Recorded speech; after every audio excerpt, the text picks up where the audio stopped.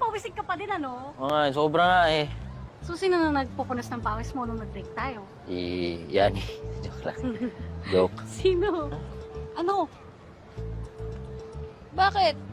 Next mo siya? Hindi. Anong hindi? Oo daw. Medyo matagal din bago kami nag-break. Yeah. Oo. Ba't kayo nag-break? Cheat. Ano? Hindi ba? Eh, pero kasalanan ko naman talaga. Mabilis kasi ako maniwala sa mga kwento eh.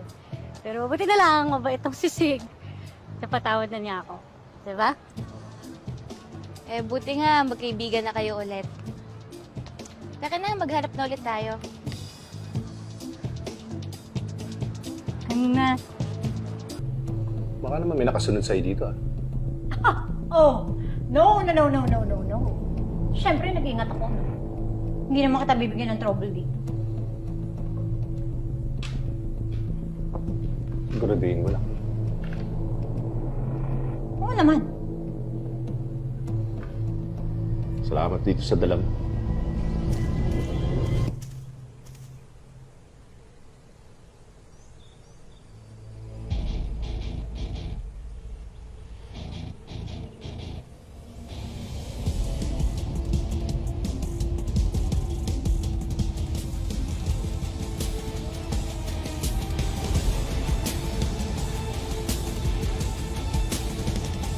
Huli ka rin doon.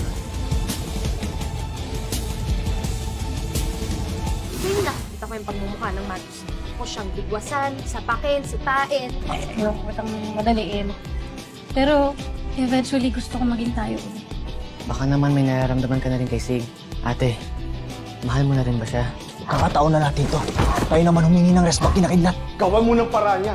Huwag mong hayaan na makulong ako. Sino yan? Ikaw ang dahilan kung bakit wala na akong mga magulang.